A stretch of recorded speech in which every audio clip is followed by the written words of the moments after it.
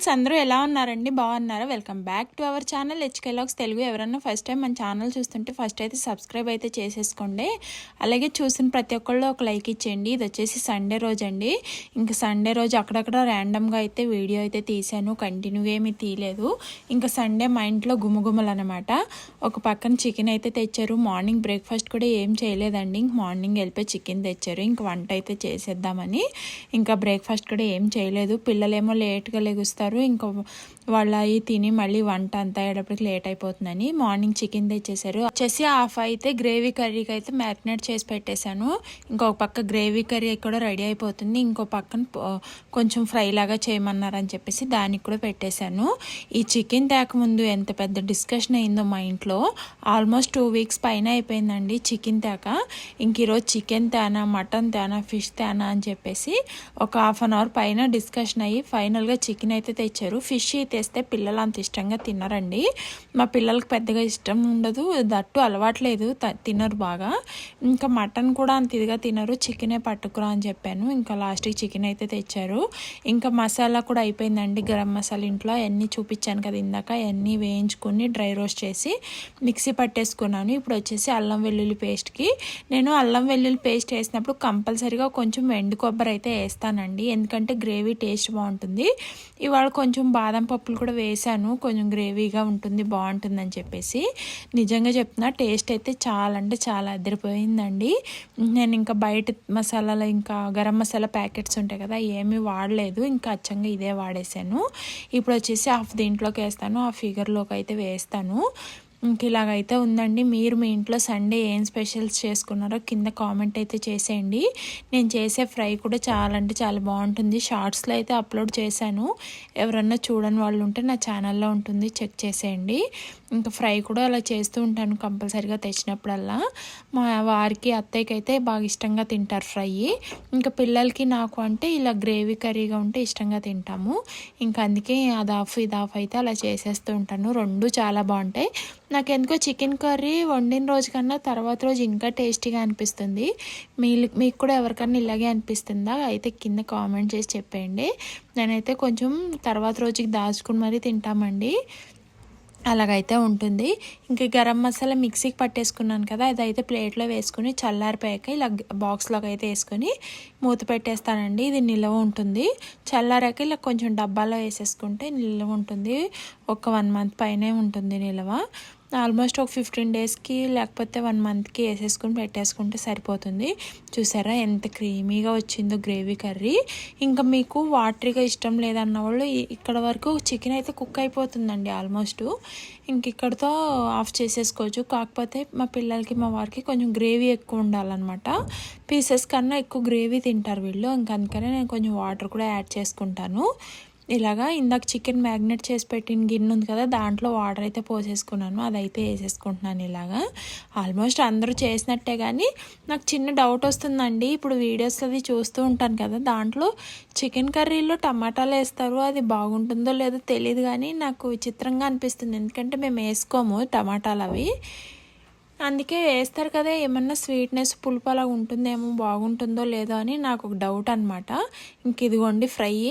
ఇంకా ఇది కూడా ఆల్మోస్ట్ ఉడికిపోతుంది, ఫ్రై కూడా అయిపోతుందండి. ఫ్రైలో అసలు వాటర్ ఏమీ వేయను, చికెన్లో నుంచి వచ్చిన వాటర్కే చికెన్ మొత్తం కుక్ చేసేస్తాను.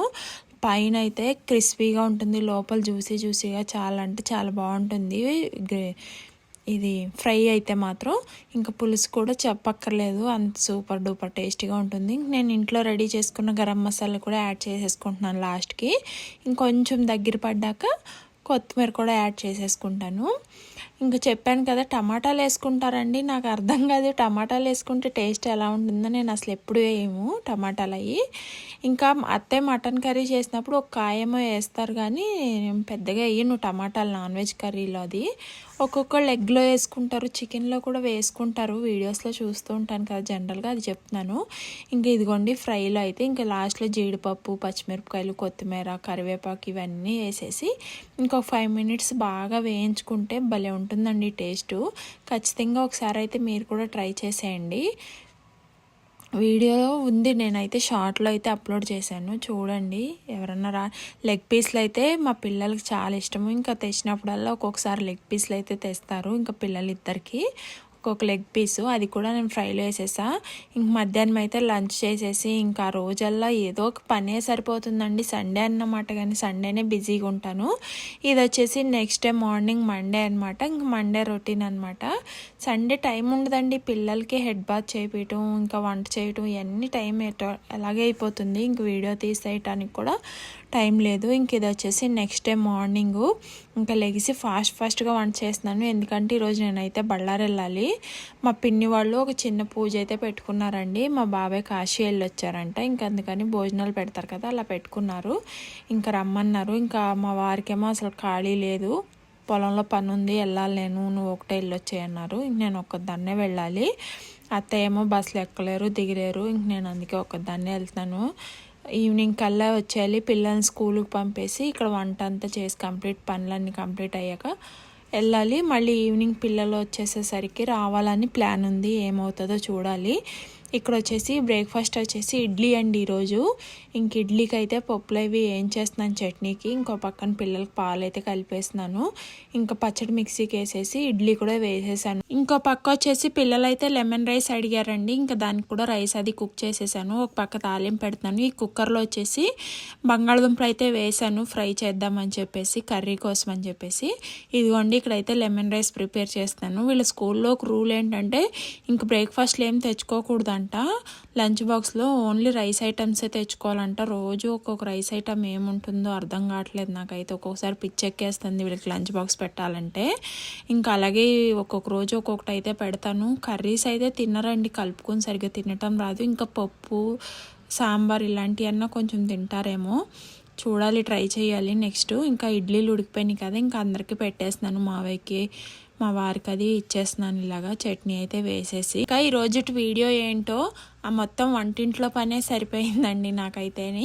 ఇంకా నేను ఇలాగ ఏదన్నా ఎక్కడికన్నా ఊర్లోది వెళ్ళాలంటే కంప్లీట్గా ఇంట్లో మొత్తం పని అంతా ఫినిష్ చేసుకునే వెళ్తానండి.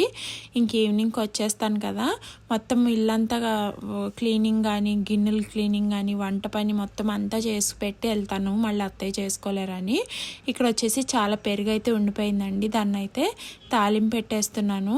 ఇలా మీరు ఎవరన్నా చేసుకుంటారా పెరుగు తాలింపు? అమ్మ వాళ్ళ సైడ్ అయితే మజ్జిగ తాలింపు వేసుకుంటారు, మేమైతే పెరుగు తాలింపు అయితే వేస్తామండి. ఇలాగా ఇది ఇంట్లో అందరూ బాగానే తింటారు, పిల్లలకు కూడా ఇష్టమే.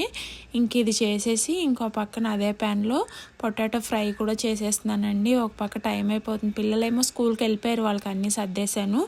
మా వారు వెళ్ళి బస్సు ఎక్కిచ్చేసి వచ్చారు. ఇంక నేను ఒక పక్కన ఇవన్నీ ప్రిపేర్ చేసి ఫాస్ట్గా ఇంక రెడీ అయ్యి వెళ్ళాలి. ఇంక ఇవన్నీ కంప్లీట్ అయ్యి వెళ్ళేటప్పటికి 10 అయిపోయిందండి. చూసారా, పెరుగు తాలింపు చాలా టేస్ట్ బాగుంటుందండి, సింపుల్గా చేసేసుకోవచ్చు. పెరుగు ఎక్కువ ఉందని ఇలా చేసేసాను. ఇంకో పక్క పొటాటో ఫ్రై అయితే చేసేస్తున్నాను. ఇలాగా ఒక పక్క చేసుకుంటూనే ఒక పక్క ఇంట్లో క్లీనింగ్ అది కూడా చేసేసుకున్నాను, అయిపోయింది. ఇంకా చూసారా, పొటాటో ఫ్రై అయితే ఇలా పెట్టేశాను. మళ్ళీ ఈవినింగ్ వచ్చాక వంట చేయబుద్ధి కాదు కదా, అందుకే మార్నింగే 2 చేసేసాను. ఇంక ఇలాగైతే అయిపోయిందండి. వెళ్ళి బస్సు ఎక్కేటప్పటికి 10 అయిపోయింది.